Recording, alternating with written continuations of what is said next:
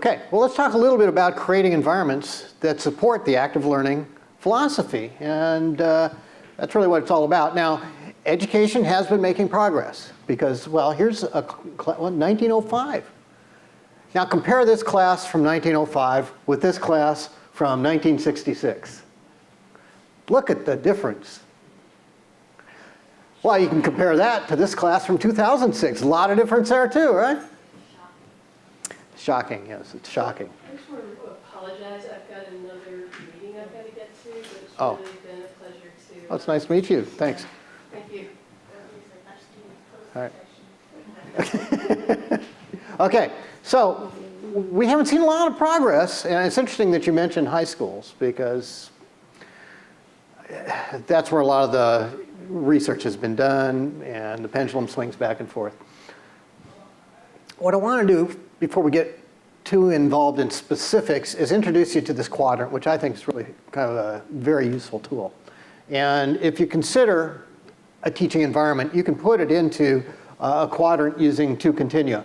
One is how planned and how spontaneous is the learning experience, and how much interaction from low to high is required for that learning experience or defines that learning experience.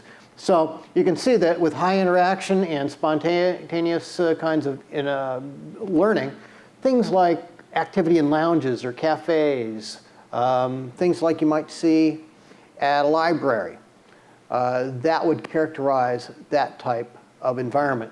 Whereas if it's planned and you have a high interaction, you might have seminar rooms, classrooms with breakout space, so it's more formal.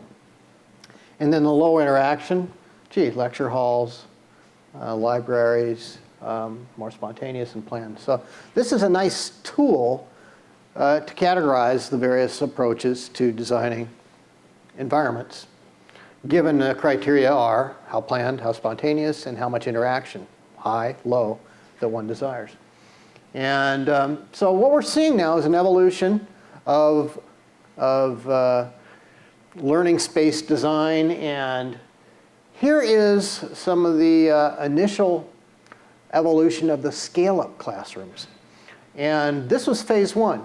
It's hard to believe, but this actually was a revised classroom. Apparently this is a classroom where they eliminated all the seating that had tablet arms, and they put in long tables, I guess, so people could interact a little bit more. It looks relatively primitive now, but it was a scale-up classroom at the time.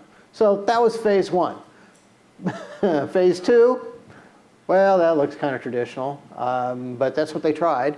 Now, the interesting thing is there were 55 desks, then they renovated it, and they put in the tables, the round tables where people can interact. There's probably 2 or 3 groups at each table, one computer for each group, and what they found is that they could fit, 54 students. So you're really not using that much more space if it's properly designed, at least in this case. Okay. And then here's the biggie. This is phase 3, the 99 students. This is the scale up that we all read about and see.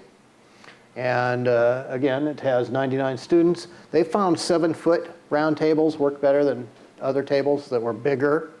They were able to fit more students in. It was less congested. So that was phase 3. So those were the evolutionary rooms for the scale-up project. And we can identify some of the characteristics of those rooms that have evolved over time. One is that the room supports both lecture and other kinds of activities. The room permits the instructors to wander around and work with each table and work with each group. It encourages collaboration. The room is designed to encourage collaboration between groups, within groups. And people can't avoid interacting by hiding in the middle of the row. That's good. We don't have anybody hiding in the middle of the row here. Students have access to computers and the internet. Students have access to equipment to perform experiments, depending, of course, on the class. They're able to display their work. You'll note that there are oftentimes displays for their computer displays around the room, and the instructor can pick a particular computer to display for discussion purposes. Classrooms obviously facilitate the distribution, collection of materials, and a lot of the classrooms are designed to accommodate large groups, which again was the initial goal of Scale Up, was to take good instructional design and apply it to large groups, large classes. So they had faculty ratios too, from 24 to 1 to 50 to 1. Okay, so it's not 100 or 300 to 1. On the other hand, it's a significant improvement.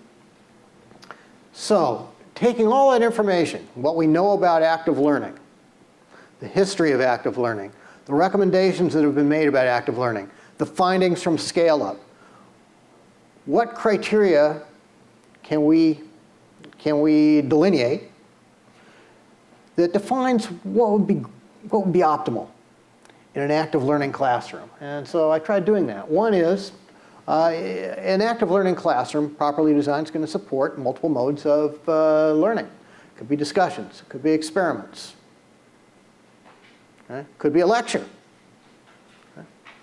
It's going to facilitate a lot of face-to-face and online discussions, and it goes beyond the classroom. This is important. Active learning occurs everywhere on campus. So it's not just the classroom that we're concerned about. It's the areas, it's the white space, so to speak, between the classrooms where a lot of learning occurs with this approach. Interaction with teammates has to be enabled. So the design has to facilitate that. It has to be easily reconfigurable. You need flexible furniture, flexible displays, so that you can reconfigure to adapt to the various learning approaches and activities. You have to incorporate appropriate technology. And technology is changing all the time, so that, of course, is another requirement for flexibility. So adopting technology without losing power, okay, or networks, network capabilities is very important. Kind of a technical aspect of that, and providing students with enough workspace, so they can actually lay their stuff out and work. And again, recognizing that a lot of learning occurs in non-classroom spaces. That's part of the design criteria. And this notion that students should bump into things. That is that learning occurs everywhere. And as the students interact, they not only bump into each other, they may bump into kiosks, which are relevant to some of the things that they're studying. They may bump into another group that's doing an experiment. The idea is design an environment in which people accidentally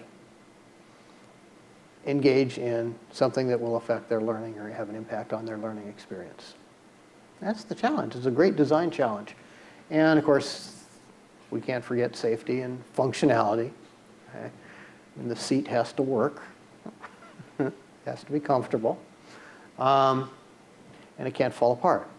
So safety, functionality. Okay? And also, it should reflect the institutional goals. There is an aesthetic element. There's a branding element, oftentimes, to the design. And so that also has to be incorporated into the approach to design. Different institutions obviously convey a different image. Having gone from the University of Washington to the University of Notre Dame, I can tell you that image is a major difference between some universities,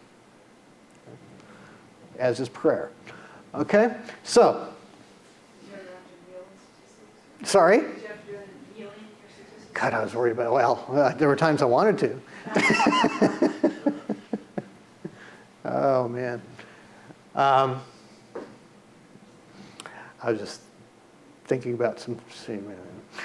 Anyway, we have areas that we want to encourage collaboration, from highly collaborative areas to spontaneously and planned. These are all collaborative areas, but some are more planned, some are spontaneous that occur in other parts of, outside the classroom and other parts of the university. Now, this is one of the nicer, this was scaled down. This is the scale down project at MIT. And you can tell that the instructor had a lot of good, contact with students. They could see all the students in the class. They've changed this classroom. It looks more like this now. And that's the so-called scale-up table, where you have groups of 2 or 3 students working together with one computer. Notice that there's screens all around where the computer screens can be displayed depending on the instructor's course design.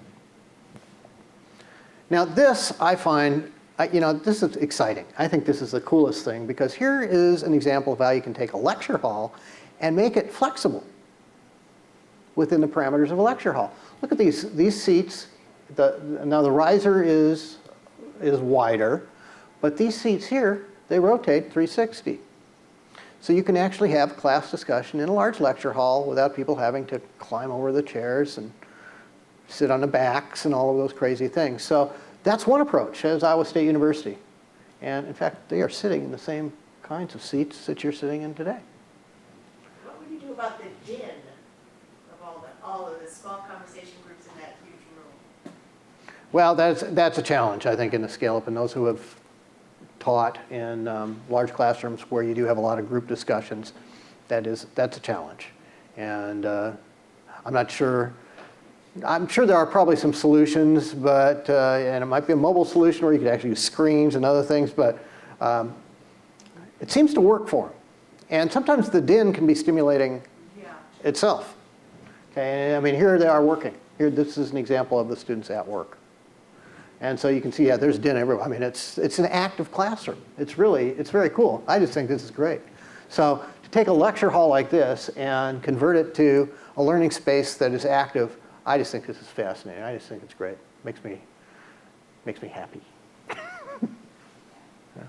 Because you can really see how you can apply these techniques to a large class, which has been one of the excuses about why you can't do it, right? Was that part of a new building? Yes. Well, I don't know if it was a new building, but it's certainly a renovation, if not a new building.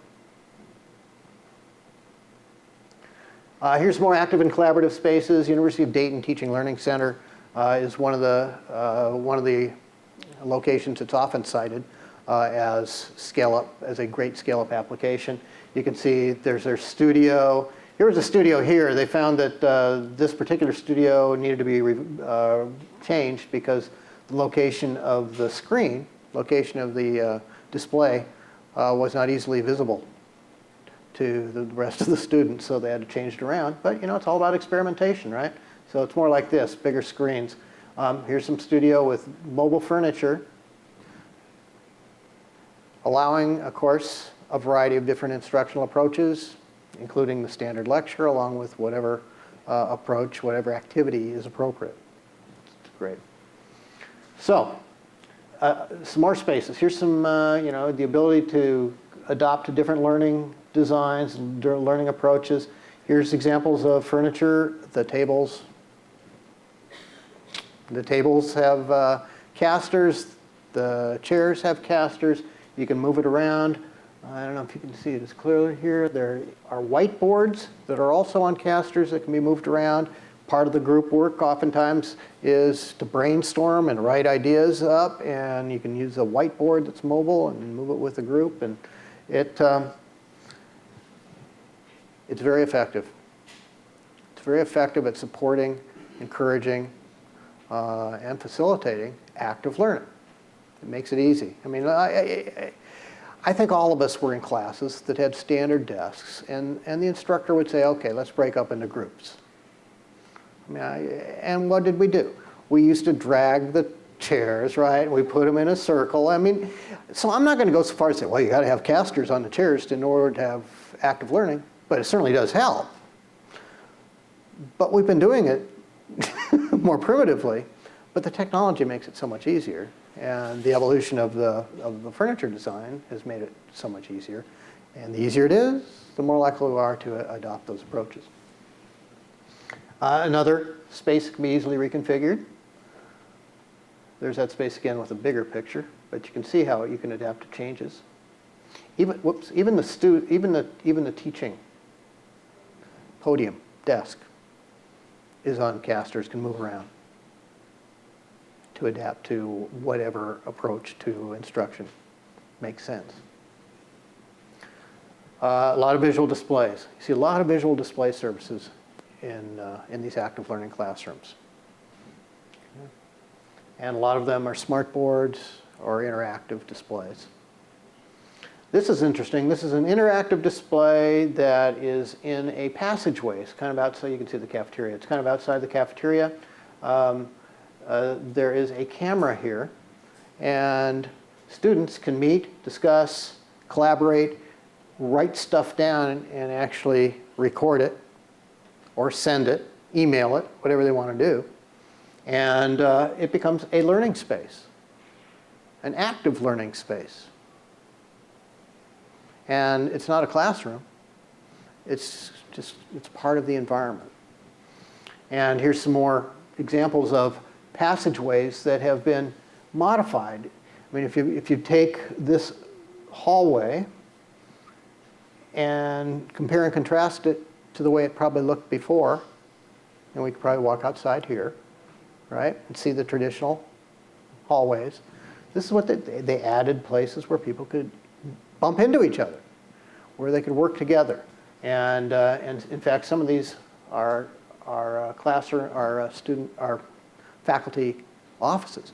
Now here's another place you can get bumped into, I guess. But in a hallway, there's a nice, comfortable seat with a tablet arm. Some of these are faculty offices, and in this case,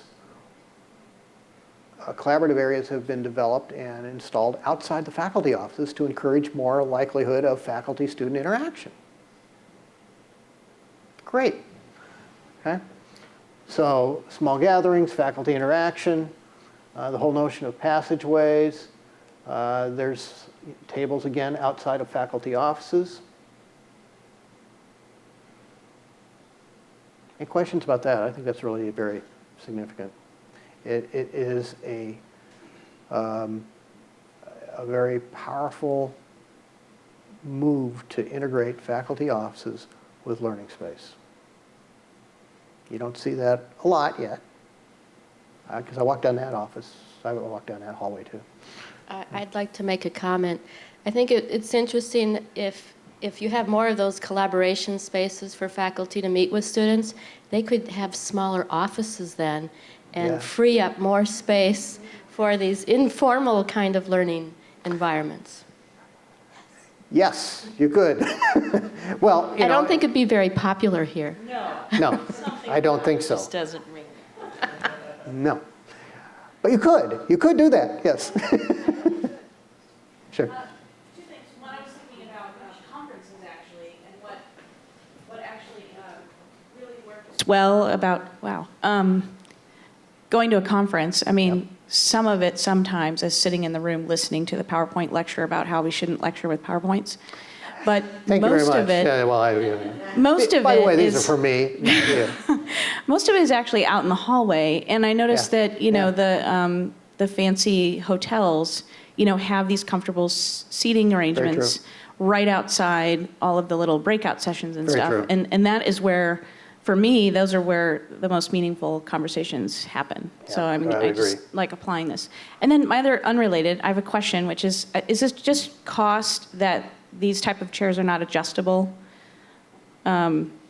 Is that a cost thing? Because I just noticed, Adjustable in what sense? well, like height, to try to make it fit my body type, for example. Yeah, it would have to be on a, that would, I don't know if is it's it just cost prohibitive It's just the design of this particular chair, but in terms of its ergonomics. Yeah, I just wonder where. The back does adjust, so I mean, in terms of comfort there, but. I just wonder where a discussion of like active classroom furniture and ergonomics and abilities, and different abilities and body types are kind of overlapping, or where they're not yet.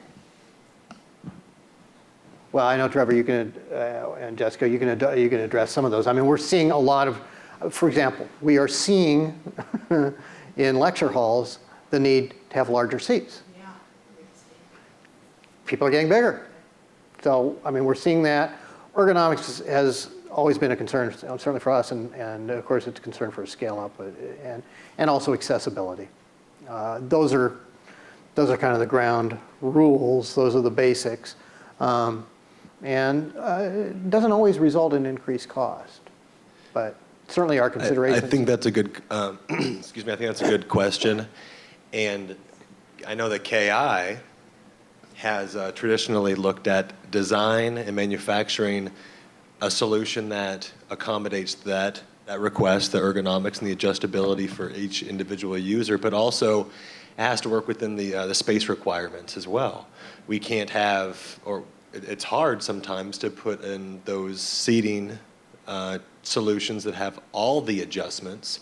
So it comes back to a manufacturer to come up with something that has maybe simpler adjustments, such as, you know, back set flex, or maybe some pneumatic lift type of functionality to it, but that are not too big of a footprint to creep into the space. Because, you know, for instance, this campus, we're working with a lot of older historic buildings, and we have to make furnishing solutions work within that space, but also to accommodate, you know, your needs. So it is a push and pull. It absolutely is. You know, but yeah. It forces us to be better. Forces us to be better, and you know, we do have there obviously we have pneumatic lifts for certain of the chairs for lecture halls. So that lecture hall you saw, that could accommodate height adjustment, because those were the same chairs as this. Yes. I have a technology question. Okay. We often can't renovate our classrooms that frequently, and so when we're thinking about putting in technology, we kind of want to be making guesses about what's going to be useful 10 years from now. And I'm curious, I know, for example, electrical outlets seem less important now than they did just a few years ago, now that laptops have really long battery lives. So I was wondering if you could have a few tips on, you know, what things we might be thinking about or not need to think about? Well, one of the technologies that we're looking at right now is embedding energy modules into the desking surface. And I don't know, what are we calling that now? It's called E-coupled. E-coupled, okay. And essentially it's an electromagnetic field that will charge, and we're waiting for a standard, but eventually there will be a standard for devices so that once they're placed right now, you can buy versions like that at Best Buy and stuff, but eventually there will be a standard, and so I would anticipate that in the future, power won't require wiring. I recall arguing with some of our IT people not that long ago about the fact that we probably don't need data to be concerned about data because everything will be wireless. And of course they said, no, we'll never overcome the security issues. And that wasn't that many years ago.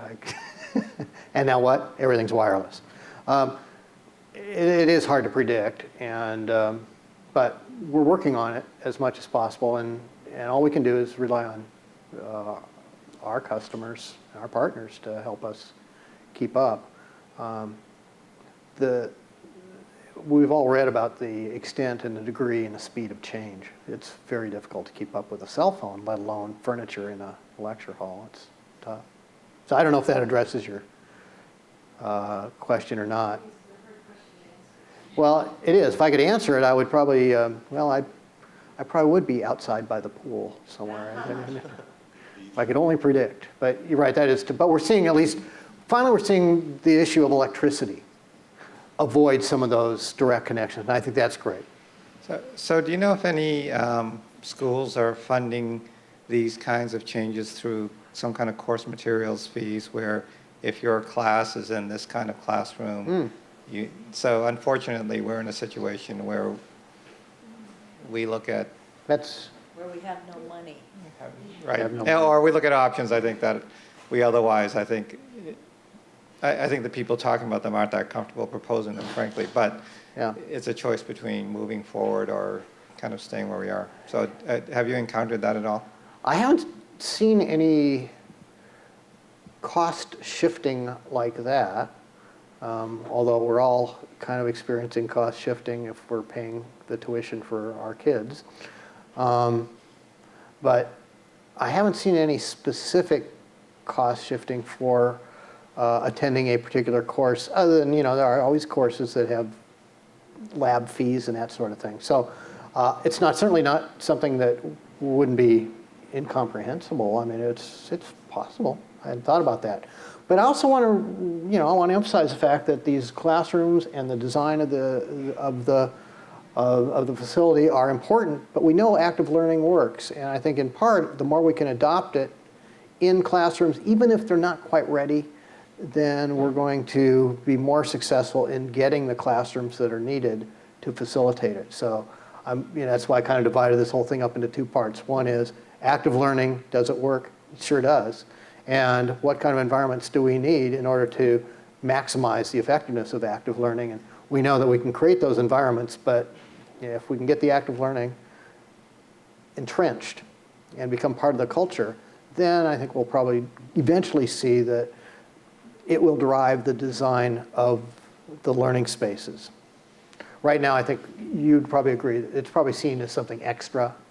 And because our conceptualization of education is a professor or instructor standing up, lecturing, and so we're driven by that design criteria, and that's what's funded. But if we could change that criteria, then we would probably see a shift. And I'm not sure that in the long run it would cost any more. I'm not sure about that. Obviously changing some of the hallways, but the classrooms itself, not sure. Not sure.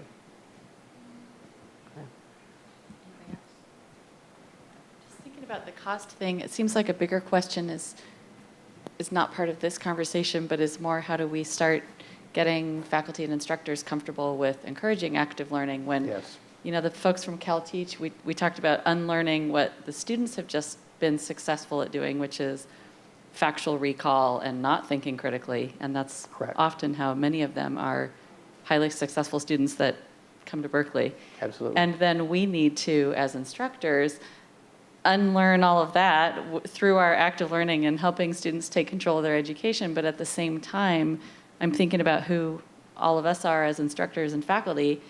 And that requires not just having cool technology and clickers and whiteboards and smart boards, but it also requires their understanding of active learning and how that applies to various fields. Absolutely.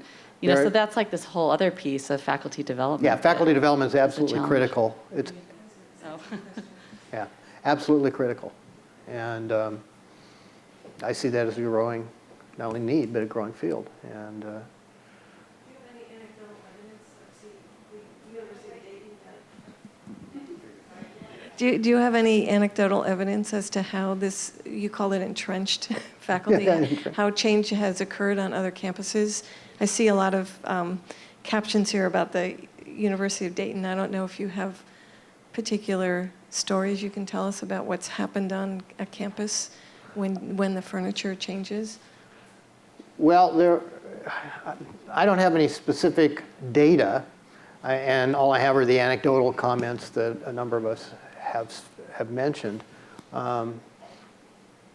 There are different responses by the faculty. In fact, hold that until I get to the research that we did, and I'll address that. But it is true, faculty respond differently. Students respond differently to these new classrooms too. And it's sometimes rather interesting what we see happen. But technology, obviously we want to support technology, and you're absolutely right. We don't know what the technology is going to be in 5 years, 5 months, whatever. But we certainly want to adapt to technology and recognize there is a continuum. There are still classes that are not going to be as technologically intense, but with wireless everything now, you can take the computer anywhere. But we talk about the evolution. This goes back to your question. Here was our B.F. Skinner teaching machine in 1954. Probably could put that in any classroom. And then Plato in 1960, where we had computer. That was really one of the first big, large-scale investigations of computer-based training or computer-based instruction. But now we have all of these, when we talk about what's going to happen, we have we have mobile learning and mobile technology to adapt to laptops, smartphones, PDAs. That's one aspect of technology. We've got the visual media, the smart boards, the projection boards. That's another aspect of technology, and how do we design a classroom space to adapt to that? Various assistive technologies we talk about, adapting technologies and making them accessible. Virtual learning, webinars, CBT, another technology that's changing very fast. It wasn't, 2 years ago when you had to have a fairly significant investment to have a voice, to actually have an online discussion with multiple people. Now, you can do it with Skype. It costs you nothing or minimal amounts of money, okay? And that's just within a couple of years. And then you have interactive and collaborative learning, the asynchronous learning networks, all sorts of response to the clickers and all that. So there's so much technology, and it's evolving in all of those different technology spaces. Very difficult to keep up. New approaches may require more space. It is a sad fact, but the point is that if we look at a normal classroom that requires, say, 21 square feet per student, and then we put them into tables, now we have 27 square feet per student. And if we go to a full studio type approach, it might take anywhere up to 37 square feet per student. So there is or might be a challenge. When they reconfigure, Yes. that's a problem. As to where they store the furniture in Exactly. Yeah, that tends to be a problem. Yeah. Okay. That's a good point. And I think that's why these chairs may not be, these nest, okay? That's why we don't have the mechanisms on this, because this Well, it's nest. also a cost thing. I mean, we have. Our clients give us budgets Yes. that we have to follow, and the height adjustable chairs are, they're expensive. They are expensive. Yeah. And These are much more reasonable. yeah. Well, and height adjustability, you're looking, you have repair issues. Okay. Oh, one Saying, more? but Sorry. It's just, I totally get the cost thing. It's just, it's so frustrating that it can be so painful, and that's actually distracting from learning. I mean, if my absolutely. feet can't be flat on the floor, in a chair, and I can write on whatever the table is, then, I mean, it really is a distractor. Well, it's aversive. It becomes actually aversive. If it's uncomfortable, eventually you pair that with the lecture or the instruction. The old classical conditioning learning happening. It also might have to do with the amount of time that you're in the chair. I mean, if it's a 1-hour class versus a 3-hour studio or lab. Absolutely.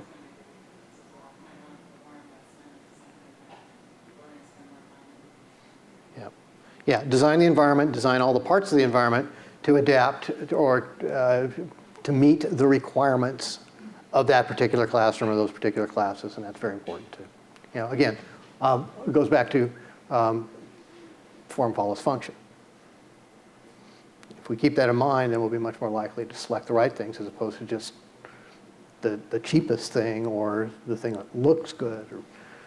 And so you can see creating spaces that can accommodate a lot of different learning approaches, a lot of different activities is so important.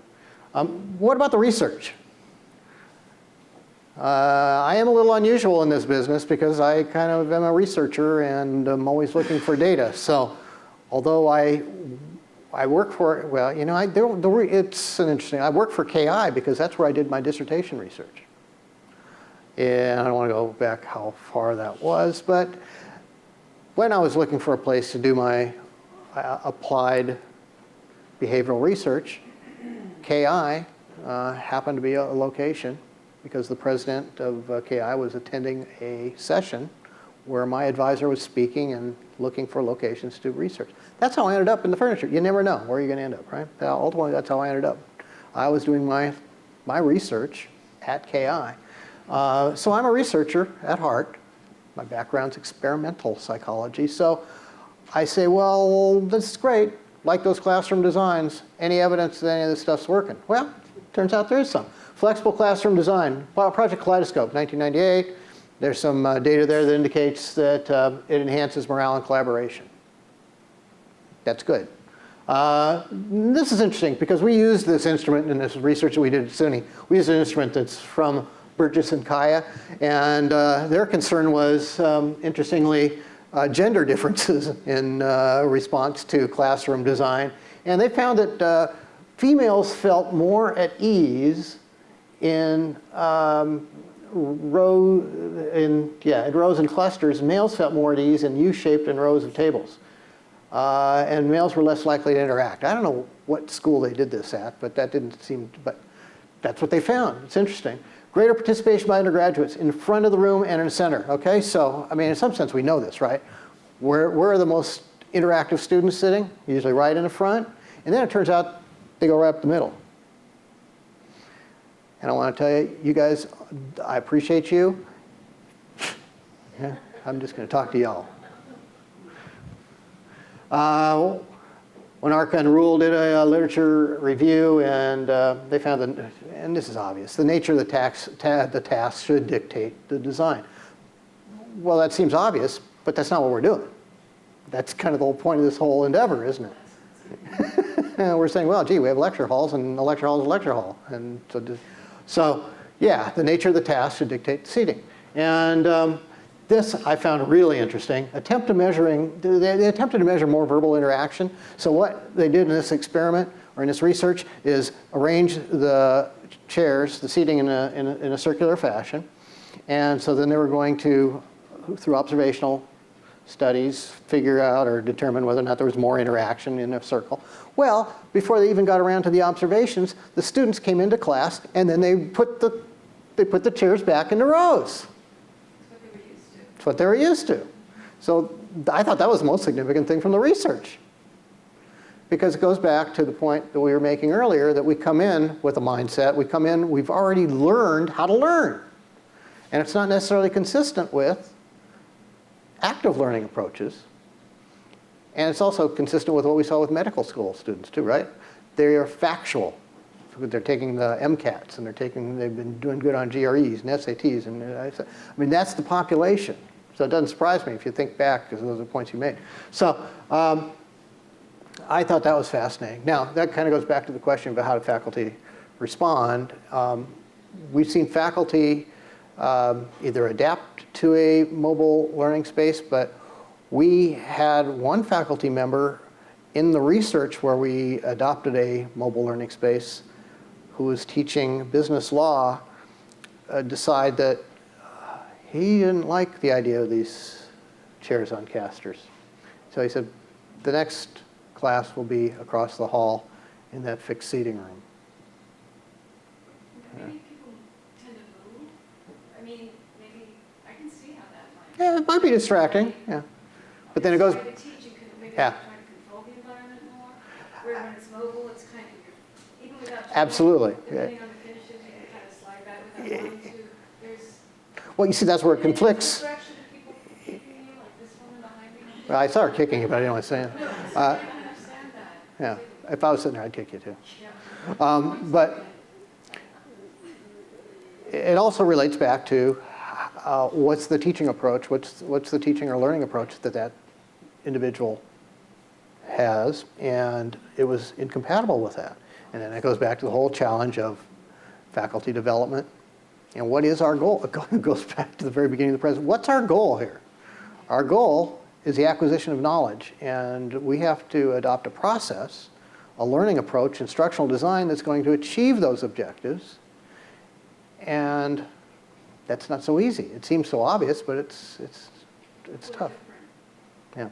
Well, and people get comfortable. Yeah. Right. So this was the study that I did at SUNY. It was, we inaugurated that study not too long after I gave a presentation, not too unlike this. And attending that presentation was Bill Robertson, who is their director of ITLAL, their Institute for Learning and Instructional Leadership, instructional leadership, and something. And so we embarked on this research study. It was just very preliminary, but we wanted to ask a couple of questions. Does the arrangement of the room, does it affect comfort, perceptions, and does it increase collaboration? Because that's really kind of the essence of what we're trying to get here. We had over 500 students, 27 classrooms were used. We divided classrooms into 3 conditions: traditional, moderately flexible, and highly flexible. And then we used this measurement. We only used the furniture part of this measure from that study by Burgess and Kaya. And we developed 2 subscales, comfort and collaboration. They were reliable. Internal reliability was good. And this is the traditional room.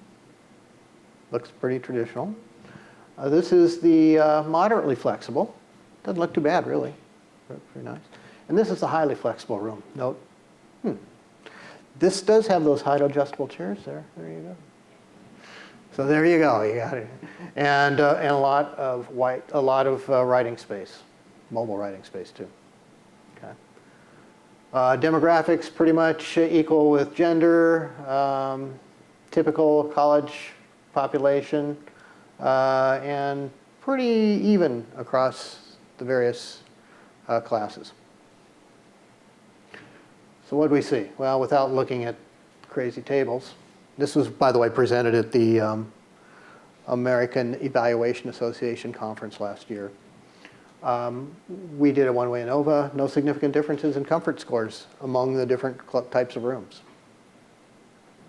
But collaboration, which is really what's so critical for us, we did see significant differences and significantly more collaboration in those rooms that had the mobile furniture than in the classrooms that didn't.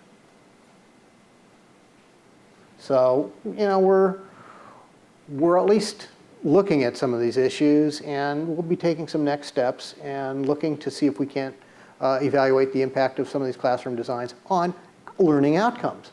But we did survey the instructors. We also observed them. We found that the instructors also had the same perception. Collaboration increased, but not so much with comfort. Most of the instructors did not rearrange the furniture. That was the interesting thing. I want to make a comment about that because I spoke to some of the people at SUNY, and to the second point here about not rearranging the furniture, what they said was that they were not allowed to reduce the seating capacity in the room. So it really wasn't set up in a way that they could be flexible. And in many cases, you lose about 15%, up to 15% of the room if you don't reduce the chairs, the number of seats. And they were told that they were not allowed to reduce the number of seats. Interesting. Yeah. So they couldn't reduce the number of seats, but they didn't rearrange even the ones that they had, Yeah. which was rather interesting. And what did they say to that? Did you talk to faculty? Well, we did, and what it has led to is essentially a seating alternative chart, which will be laminated and put in each classroom. And so we'll have the furniture, but maybe the instructor doesn't know the different configurations. Yeah, and I think the other point to that was that there was no pre-training for the faculty before they were assigned to the classroom. So they walked in and it was like, oh, look at this nice furniture, but they didn't really have a clue about how to change it up. Yeah. So, but if you just take the furniture and throw it in there, there will be more collaboration, but the faculty are not necessarily going to take the initiative to move stuff around if it's collaborative. Okay. These are just preliminary results. We did do some classroom observations, but I really am interested too in seeing what the implication of these new classroom designs and active learning will be on learning outcomes.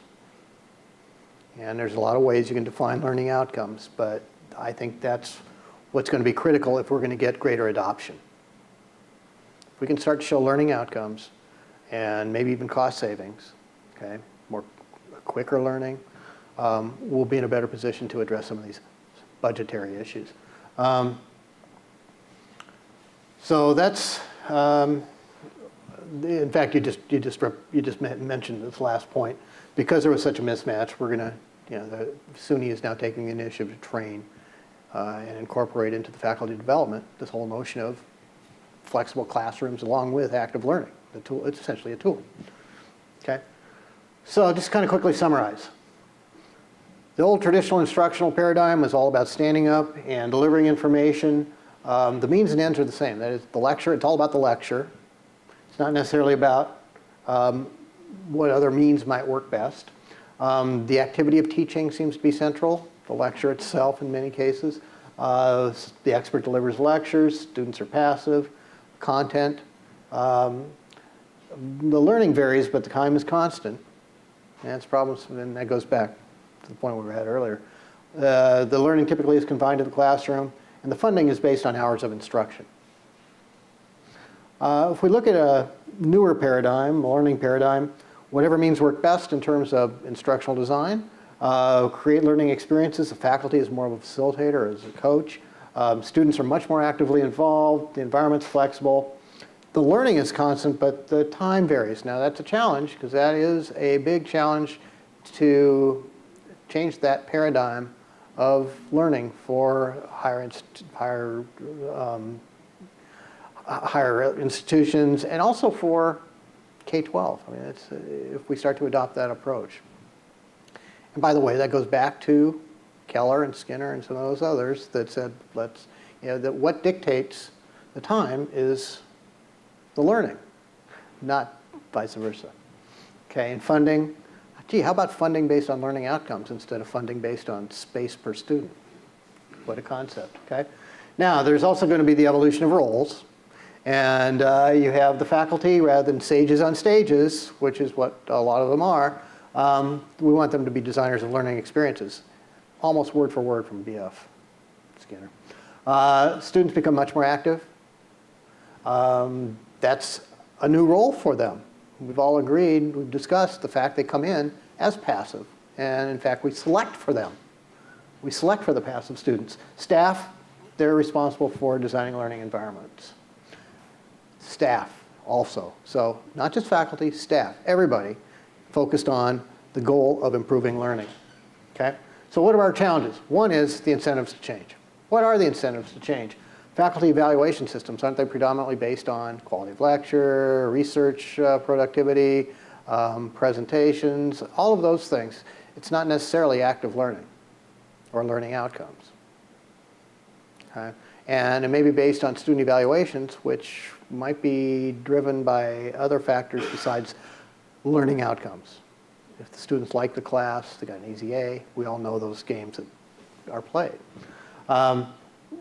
So we also know that faculty in general, they're rewarded for their research endeavors in a lot of cases. And so learning, in some cases, is second priority. Institutions and stakeholders construe teaching in terms of the lecture. This is the other issue we had. Again, it goes back to if we think about funding, we're thinking in terms of lectures, not actual learning, not learning outcomes. Active learning methods can't cover the same amount of content. There's a belief about that too. Not necessarily the case, but that's a prevailing view. To learn the new approaches, faculty development, and maybe staff development too, to appreciate the importance of classroom design. Large classes are seen as an impediment, but the whole scale-up initiative was all about how you could incorporate active learning into large classes. And finally, budget. It's always an issue, but I think if we address some of these other issues, then we'll be okay. So what steps can we take? Well, if we can base assessment of faculty, assessment of students, assessment of the institution on outcomes and not the process, that would be one great change. We would see a major change in focus if we started looking at learning outcomes and not just how many lectures and how many hours of instruction, how many credits, et cetera. We need to continue and expand faculty development. We need to see we need to recognize the student is the main agent of learning. They're not just passive.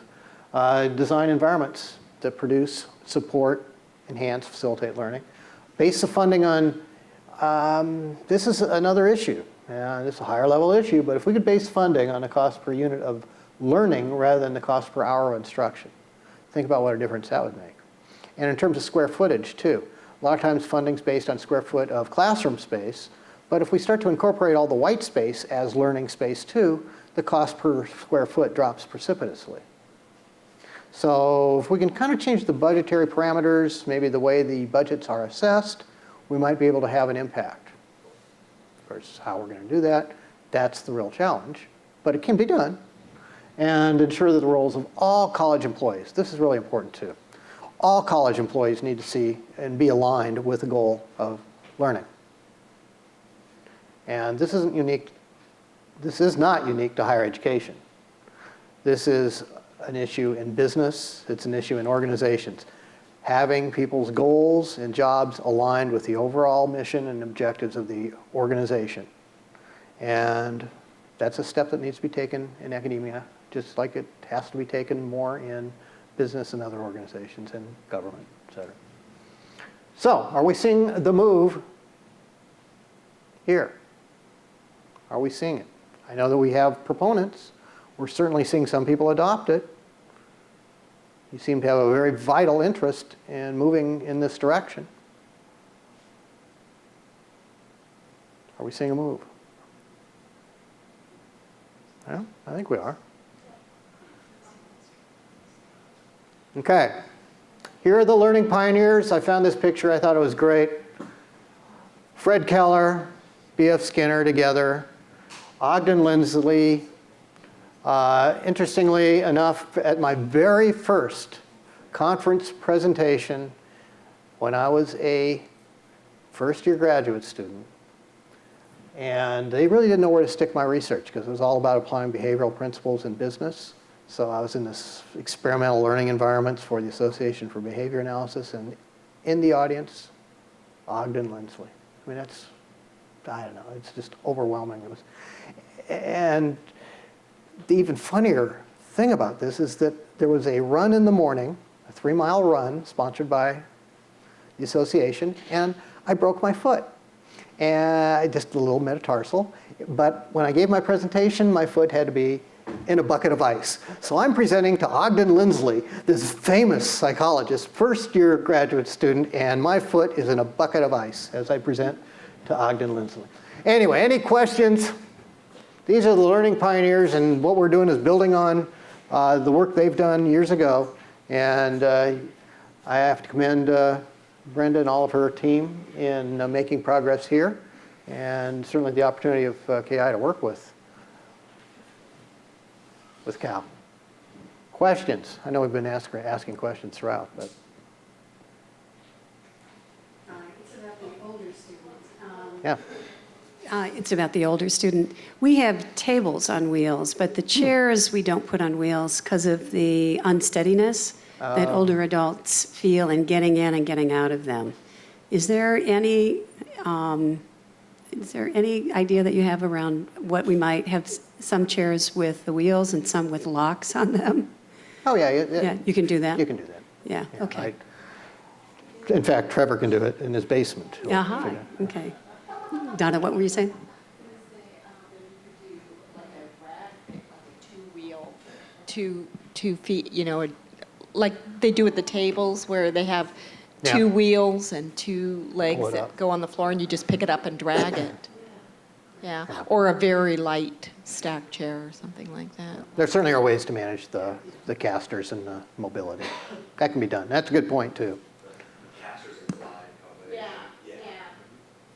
Yep, that can be done. That's a good point. It's a standard special. It's not difficult for us to do. It's true. Put glides on one side and casters on the other. Yep. Other questions, comments, points of view? Names for discussion, as my old advisor used to say. I can talk low when I have a microphone. Well, I want to thank you all very much. I want to thank Brenda for the opportunity to share, for us to share this information. I hope you find it of some value. And I guess it'll be available. We'll have the DVDs ready for sale. When will those be ready for sale? Or they'll go into syndication. They'll be on Netflix. I don't know where else we're going to have. But thanks again. I really appreciate the opportunity and the time you've taken, especially in this beautiful day. Whew. Thanks.